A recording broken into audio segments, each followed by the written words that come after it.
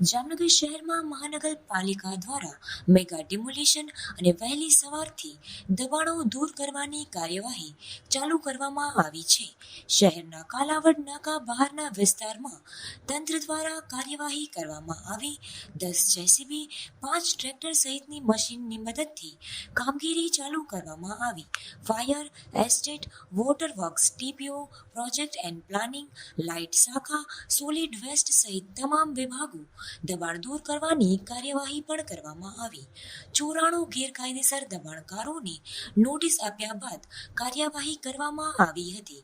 મોટાભાગની ખાલી થયેલ જગ્યા પર દબાણ દૂર કરવામાં આવ્યું. વરસાદી પાણીના નિકાલમાં અવરોધમાં આવતા દબાણો પણ દૂર કરવામાં આવશે. ચોમાસામાં શહેરના અનેક વિસ્તારોમાં પાણી ભરાવવાના કારણે મુશ્કેલી થતી હોય છે. નાગમતી નદી પરના દબાણો પણ દૂર કરાશે. આ વખતે વરસાદી પાણી ના ભરાય તે માટે મહાનગરપાલિકા દ્વારા કાર્યવાહી કરવામાં આવી છે. અંદાજે 1.25 લાખ ફૂટ જગ્યાને ખુલ્લી કરવામાં આવી છે. જામનગર શહેરમાંથી પસાર થતી રંગમતી અને નાગમતી બંને નદીઓના પટના બાજુના ભાગમાં નદીની જમીનના વિસ્તારમાં અને સરકારી જમીનમાં ખૂબ મોટા પાયે દબાણ હતા. એ બધા દબાણ આપણે છેલ્લા 1-1.5 મહિનાની દરમિયાનમાં એ લોકોને જરૂરી નોટિસ પણ આપી 478(1) હેઠળ, ત્યારબાદ 478(2) હેઠળ પણ નોટિસ આપી અને જરૂરી હુકમો કરવામાં આવેલ હતા. આના અનુસંધાનમાં મોટાભાગના લોકો જે ઘરો ખાલી કરી ચૂક્યા હતા અને એમની પ્રોપર્ટી એમણે છોડી દીધેલી હતી આપણી નોટિસ અને હુકમને માન આપીને, એ બધાનું આજે મોટા પાયે આપણે ડિમોલિશન કર્યું છે અને આશરે 100 જેટલા આવાસોને આજે આપણે જે નદીના પટમાં બાંધેલા છે એ 3 લોકેશન ઉપરથી આજે દૂર કરવામાં આવેલ છે.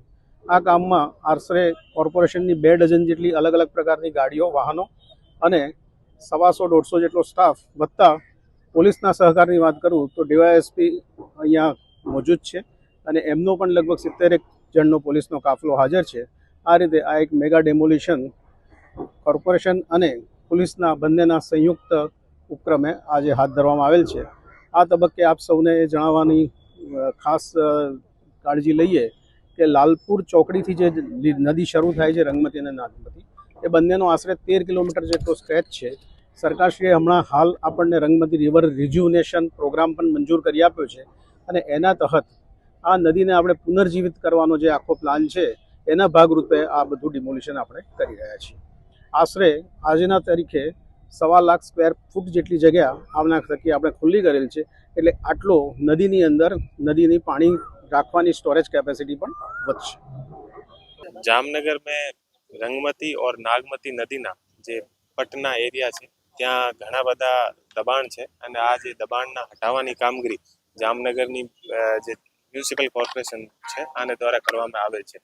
લગભગ 100 ને આસપાસ જે અલગ અલગ પ્રકારના મકાનો, જે કોમર્શિયલ અને જે રહેણાંક મકાનો છે આને અત્યારે હટાવવામાં આવેલ છે. ત્યાં કોઈ પણ જાતનો કાયદો અને વ્યવસ્થાની પ્રોબ્લેમ ઊભી ના થાય એટલા માટે મહાનગરપાલિકાને પૂરતો पुलिस बंदोबस्त आपेल है. जामनगर सिटी डीवायएसपी झालाना नेतृत्व में लगभग 70 થી 100 ने आसपास पुलिस यहाँ हाजर है અને કોઈ પણ જાતને કાયદો અને વ્યવસ્થાની પરિસ્થિતિ ના બને અને એટલા માટે પૂરતો પ્રયાસમાં પોલીસ બંદોબસ્ત હાજર છે.